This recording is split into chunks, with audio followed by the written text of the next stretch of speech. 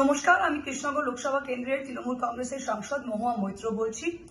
গতকাল মঙ্গলবার রাত্রি 11টা নাগাদ হঠাৎ আমাকে বহু লোক ফোন করতে আরম্ভ করে যে তারা যখন নির্বাচন কমিশনের ওয়েবসাইটে গিয়ে নিজের এপিক নাম্বার দিয়ে চেক করছে, তখন দেখা যাচ্ছে সবাই বিচারাধীন, সবাই আন্ডার অ্যাডজুডিকেশন। অথচ 28শে ফেব্রুয়ারি যে ফাইনাল লিস্ট প্রকাশ হয়েছিল, এই ভোটাররা ক্লিয়ার ছিল, ওকে ছিল। আমি তখন নিজেই ইসিআই ওয়েবসাইটে গিয়ে আমার নিজের এপিক নাম্বার নিয়ে যখন দেখলাম আমিও বিচারাধীন। তখন এদিক ওদিক ফোন করে জানা গেল যে পশ্চিমবাংলার যে 6.5 কোটি ভোটার তালিকা প্রকাশে এসেছিল, সবগুলোই আন্ডার অ্যাডজুডিকেশন গত রাতে দেখা যাচ্ছে। আতঙ্কে ভয়ে মানুষ এদিক ওদিক ফোন করছে, কি করবে জানে না, কোনো প্রশ্নের উত্তরই আমরা পাচ্ছি না। হঠাৎ রাত্রি 2টোর সময় আবার সেই ওয়েবসাইটে আবার এই বিচারাধীন স্ট্যাম্পটা তুলে দেওয়া হয় এবং ভোটারগুলোকে ওকে করা হয়।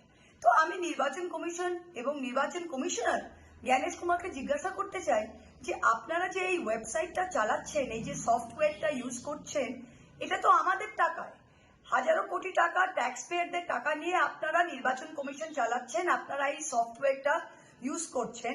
6 মাস ধরে আপনারা একটা সফটওয়্যার ঠিক করতে পারেন না? এই টেকনিক্যাল এরারের জন্য কত মানুষ ভয়ে আতঙ্কে তাদের কি অবস্থা হয়েছে। 200-র বেশি মানুষ এসআইআর সংক্রান্তে মারা গিয়েছে। আর আপনি কি করছেন?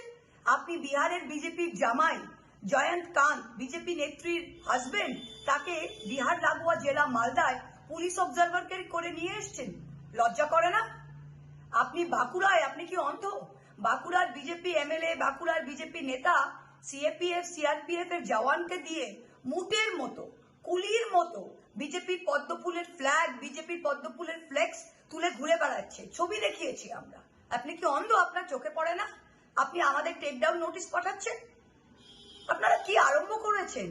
যাই করুন জ্ঞানেশ কুমার, যাই করুক বিজেপি, আর যাই করুক নির্বাচন কমিশন, ফিরবে কিন্তু তৃণমূল কংগ্রেসই। নমস্কার, দেখে রাখবেন।